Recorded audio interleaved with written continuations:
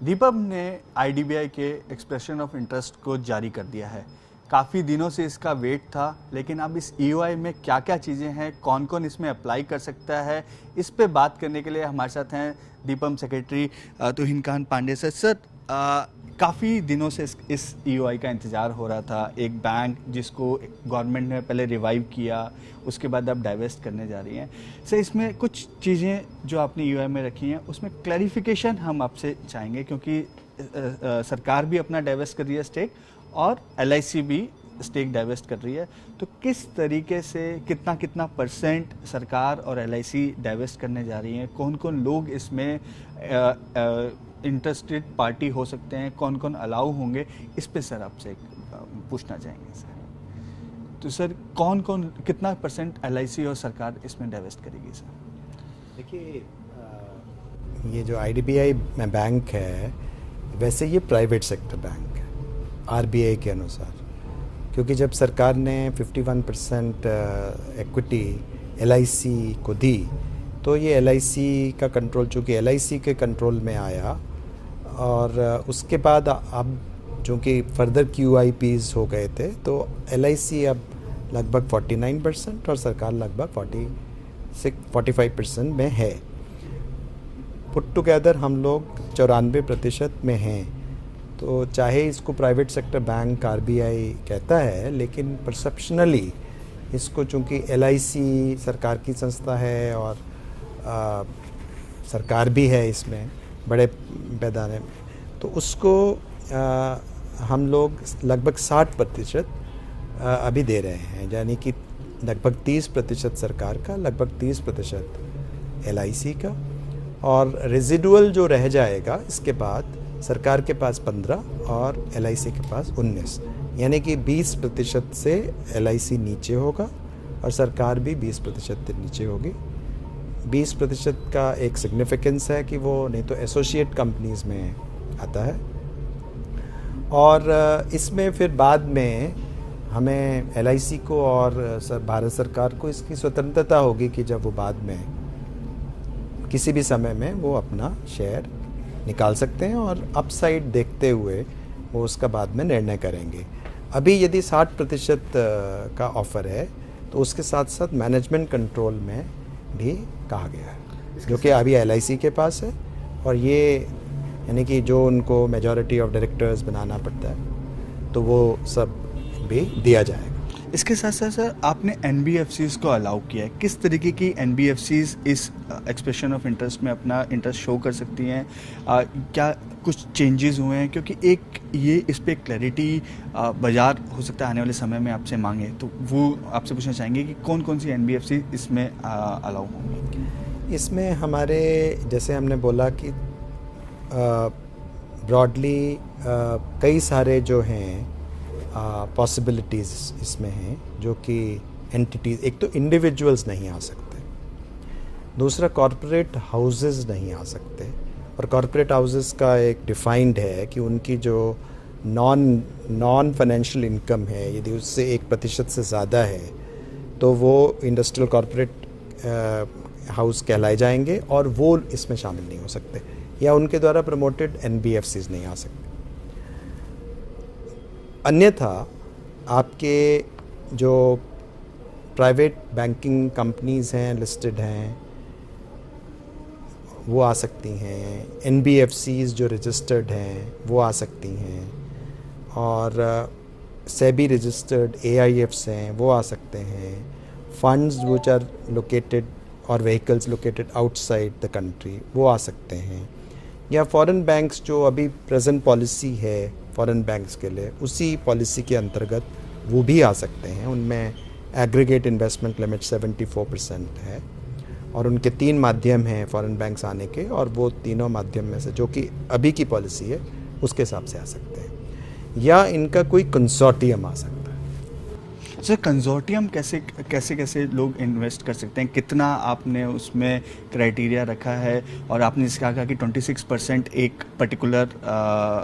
Consortium को, एक lead जो कंजोर्टियम होगा उसको रखना होगा। लेकिन सर, एक सवाल हमेशा रहता है कि जो प्राइवेट इक्विटी प्लेयर्स यदि कंजोर्टियम बनाते हैं, तो उनकी सर जो शेल्फ लाइफ है वो ज़्यादा सर्टेन नहीं होती, तो उस चीज़ को कैसे सर, उस रिस्क को कैसे मिटिगेट करेंगे? एक तो जो नेटवर्थ रिक्वायरमेंट है वो 22,500 करोड़ यानी कि 2.85 billion US dollars latest audited financial statements के हिसाब से होनी चाहिए। और यदि कोई एंटिटी का रेगुलेटरी रिक्वायरमेंट है कि उसे प्रॉफिट एंड लॉस अकाउंट बनाना है तो उस केस में गत 5 वर्षों के बीच एटलीस्ट 3 साल में उसका प्रॉफिट होना चाहिए। उसके बाद फिट एंड प्रॉपर क्राइटेरिया तो आरबीआई का निश्चित ही रिक्वायरमेंट है। अब आपका जो कंसोर्टियम है उसमें कंसोर्टियम में 4 मेंबर से ज़्यादा नहीं हो सकते और लीड मेंबर को कम से कम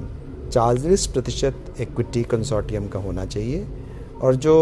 मिनिमम रिक्वायरमेंट है 10% उसकी कंसोर्टियम की रिक्वायरमेंट होनी चाहिए। यानी कि नेटवर्थ यदि 22,500 करोड़ की है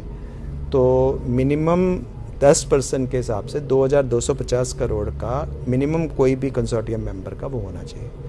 और यदि कोई 40% है तो उसी हिसाब से प्रोपोर्शनेटली उसको ज़रूरत पड़ेगी। जहाँ तक आप ये कह रहे हैं कि कंसोर्टियम यदि प्राइवेट इक्विटी वाले कंसोर्टियम बना के आते हैं तो वो कैसे जाएंगे, तो उसके लिए एक लॉक इन पीरियड है जो कि 40% जो इक्विटी है वो 5 सालों के लिए लॉक इन में रहेगी और प्रो रेटा वो अप्लाई करेगा। तो यदि कंसोर्टियम है और उसमें आपका भाग 20% है तो आप चूँकि 60% ले रहे हैं तो 60% का यदि 40% इक्विटी आपकी 5 साल तक लॉक इन रहेगी तो प्रोपोर्शनेटली आपका यदि जो 20% शेयर है उस हिसाब से आपकी भी इक्विटी उसमें रहेगी। तो यदि आप एंट्री करेंगे तो आपको निभाना पड़ेगा, ये नहीं है कि आप आए और चले गए। राइट, ये आपने सर बहुत सही बात कही सर। अब मैं थोड़ा सा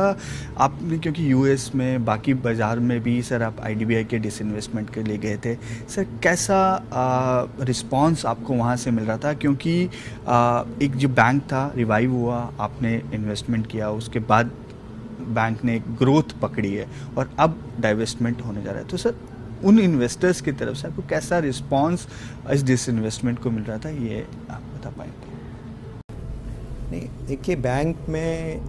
काफ़ी अत्यधिक मात्रा में कैपिटल की आवश्यकता होती है, आपको पता है, और ये कैपिटल रिक्वायरमेंट रेगुलेटरी रिक्वायरमेंट भी होती है। जो भी कंडीशन होगी कि यदि फ्यूचर में आपको कैपिटल की ज़रूरत होगी वो भी कमिटमेंट, और यही फिट एंड प्रॉपर में वो देखा जाता है आरबीआई द्वारा भी, वो कैपेसिटी उसकी लाने की है कि नहीं कैपिटल। अपेक्षा तो हमारी ये है कि हमारे पास विभिन्न प्रकार के जो हमने दी हैं उनमें से संभावनाएं आएंगी और उस संभावनाओं के मुताबिक हमारे पास एक कंपेटिटिव बिड का खाका तैयार होगा, क्योंकि अल्टीमेटली ये पहली बार हो रहा है कि जब हम एक कंपेटिटिव बिड कर रहे हैं, ये कोई बायलैटरल का वो नहीं है, इसमें हमारी सारी की सारी कंडीशन जो हैं वो ओपन हैं और let the best highest bidder win, उस हिसाब से ये स्ट्रक्चर है। सब्जेक्ट टू कि आप अपनी मिनिमम रिक्वायरमेंट पूरा करें, फिट एंड प्रॉपर पूरा करें और उसके बाद आप हाईएस्ट बिड दें। और उसके साथ जो टर्म्स एंड कंडीशंस भी हैं ब्रॉडली वो हमने स्पेसिफाई की हैं कि आपको पहले समय तक कुछ 5 साल बने तक तो बने रहना है बैंक में, लेकिन कुछ हद तक आपको एमपीएस भी लाना है, क्योंकि आपको कुछ उसमें लिस्टेड बैंक है तो वो फ्लोट भी चाहिए, और उसके बाद आपको फर्दर 15 साल के लिए ग्लाइड पाथ भी है, फिर आपको कम लाना ही लाना है, क्योंकि जो corporate governance structure banking companies के लिए है उसमें एक्सेसिव इक्विटी लेने का प्रथा नहीं है, क्योंकि आपकी वोटिंग शेयर जो है वो भी 26% कैप्ड है, तो वो 15 साल में आपको इवेंचुअली 26% लाना ही होगा। उसी तरह से जैसे LIC ने जब 51% लिया था तो उसको भी एक कंडीशनल अप्रूवल आरबीआई ने दी थी कि आपको इतने वर्षों में आपको नीचे लाना होगा, तो उसी हिसाब से तो ये दो तरह से ऑपरेट करेगा, कुछ समय तक तो लॉक इन और फिर कुछ समय के बाद compulsorily dilution. Sir last question to you sir, आपने जो प्रोसेस है जो आज से स्टार्ट हुई है यूआई की, सर कब तक ख़त्म हो जाएगी और कब तक आपको उम्मीद है कि जो फाइनेंशियल कम्पिटिटिव बिड है वो कंप्लीट होके एक प्रॉपर डाइवेस्टमेंट हो पाएगा? देखिए अभी तो दिसंबर तक हम EOI वाला बोल रहे हैं, उसके बाद फिट एंड प्रॉपर और ड्यू डिलिजेंस फेज़ है, और जब वो तैयारी हो जाती है तो हम बिड्स मंगाएंगे, RFP मंगाएंगे। तो कोशिश तो हमारी ये होगी कि हम द्रुत गति से आगे बढ़ें, but it will be subject to the feasibility and convenience of the incoming investors. Thank you sir, thanks for giving time to Zee Business sir, thank you sir.